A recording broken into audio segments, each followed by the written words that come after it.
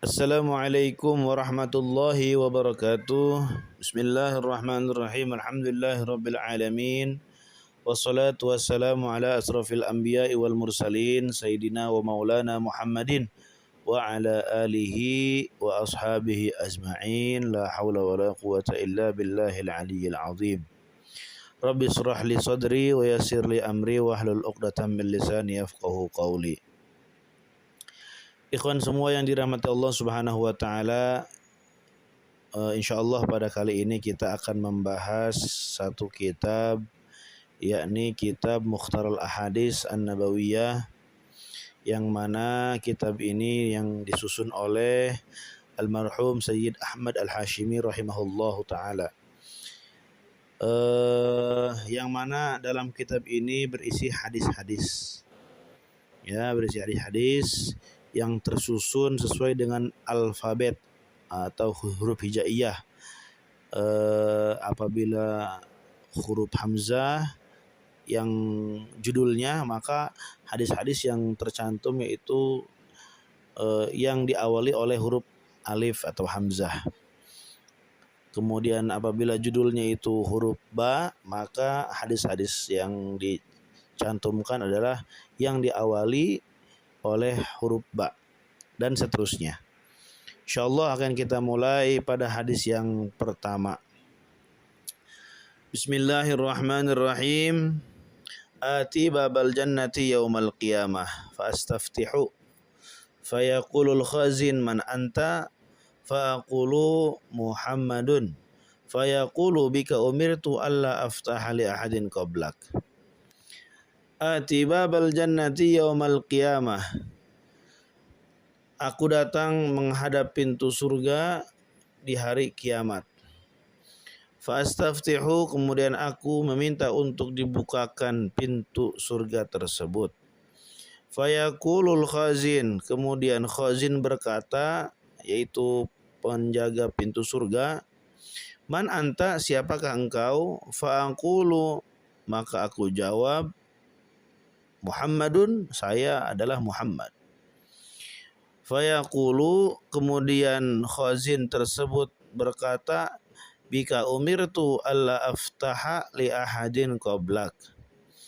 Karena engkaulah aku diperintahkan untuk tidak membukakan pintu ini kepada siapapun sebelum engkau. Rawahu Ahmad an Anas. Nah, dalam hadis ini ikhwan semua menunjukkan bahwasannya Rasulullah Shallallahu Alaihi Wasallam adalah makhluk Allah yang pertama yang memasuki pintu surga. Nah, ini merupakan keistimewaan yang dimiliki oleh Rasulullah yang tidak dimiliki oleh nabi-nabi yang lain.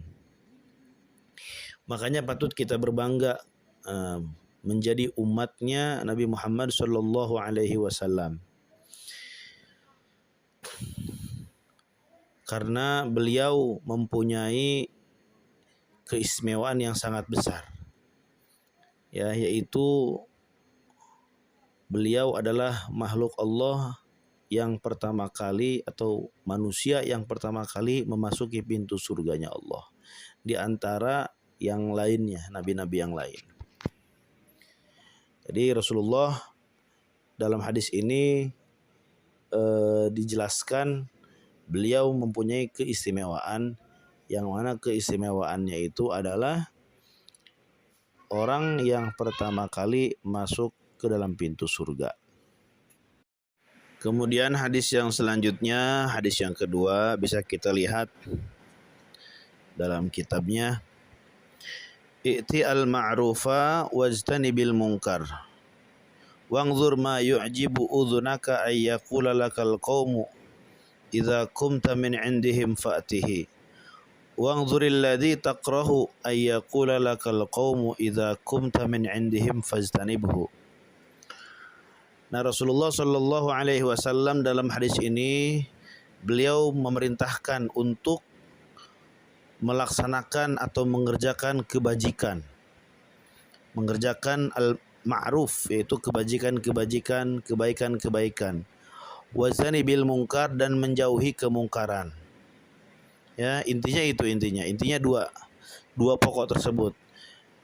Jalankan amal ma'ruf, ya, kebaikan maksudnya, dan jauhilah segala bentuk kemungkaran, segala bentuk perbuatan maksiat dan dosa-dosa yang bisa membuat murka Allah turun. Kemudian wangzur ma yu'jibu udhunaka ayyakula lakal qaumu idza kumta min indihim fa'tihi. Kemudian pikirkanlah oleh kamu suatu perkara yang apabila suatu perkara tersebut dilaksanakan oleh kamu itu akan membuat takjub telingamu, ya, karena orang-orang atau kaum-kaum itu mengucapkan apa yang kamu kerjakan. Artinya di sini kita mengerjakan hal yang baik sehingga orang-orang itu mengomentari kebaikan kita dengan baik juga. Kata Rasul, fa'tihi, maka lakukanlah. Ya, lakukanlah perbuatan tersebut. Ya, jadi apabila kita ingin mengerjakan sesuatu, kita pikir-pikir dulu, apakah sesuatu tersebut akan membawa dampak positif, sehingga ya minimal ketika kita mendengar respon dari orang-orang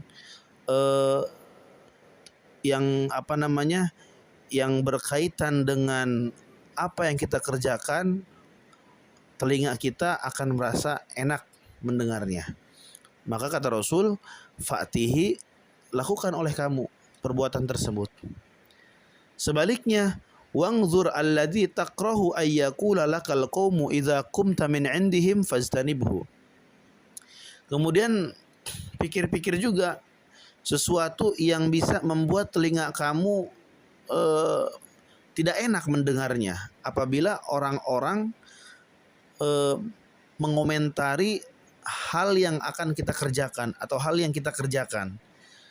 Apabila hal yang kita kerjakan tersebut bisa membuat telinga kita tidak enak mendengarnya, kata Rasul, fajtanibhu, maka jauhilah perkara tersebut. Nah, makanya di sini tadi itu, kalau sesuatu hal yang memang akan bisa membuat orang lain itu merasa mengomentarinya itu enak didengar oleh kita, maka lakukan perkara tersebut. Tapi kalau memang perkara tersebut bisa membuat orang lain berkomentar buruk terhadap kita sehingga telinga kita ketika mendengarnya tidak enak, maka jauhilah perkara tersebut. Nah itu. Wallahu a'lam bishawab. Kemudian afatul ilmi an-nisyan, hadis yang ketiga. Wa idha'atuhu an tuhadditsa bihi ghaira ahli. Bahayanya ilmu atau hancurnya ilmu itu karena lupa.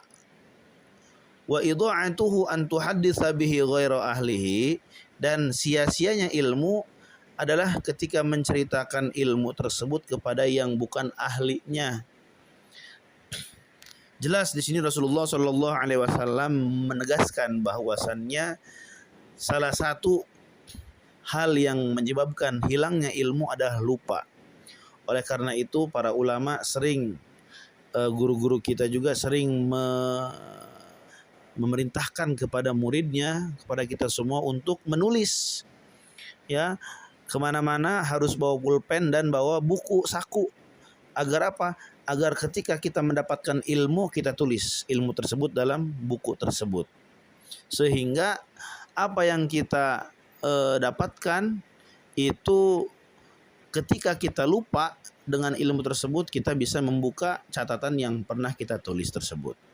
Jadi katanya ilmu itu seperti kuda, ya, dan tulisan adalah ikatannya. Sebagaimana kuda yang apabila tidak diikat dia akan lepas, ya, maka ilmu pun sama. Apabila tidak diikat dengan tulisan, maka dia akan hilang. Itu. Kemudian sia-sianya ilmu, ya, ketika menceritakan ilmu tersebut kepada yang bukan ahlinya. Contoh misalkan kita menceritakan ilmu, kemudian ilmu tersebut tidak diserap oleh mustami'in, oleh murid kita. Kemudian dia tidak mengamalkan ilmunya sehingga dia tidak mengamalkan ilmunya, maka ilmu tersebut akan sia-sia, hilang begitu saja. Masuk telinga kanan, keluar telinga kiri gitu. Ya. Sehingga ilmu kita ya nggak akan manfaat, tak akan sia-sia.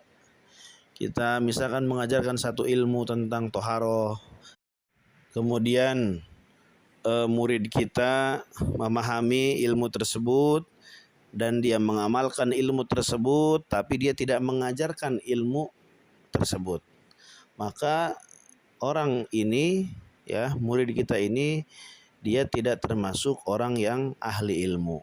Karena katanya yang termasuk ahli ilmu adalah orang yang tahu, kemudian dia mengamalkan dan dia mengajarkan ilmunya, gitu. Allahu a'lam. Mudah-mudahan hadis yang dijelaskan tadi ada manfaatnya, sedikit, singkat, tapi ya mudah-mudahan berkah dan bermanfaat.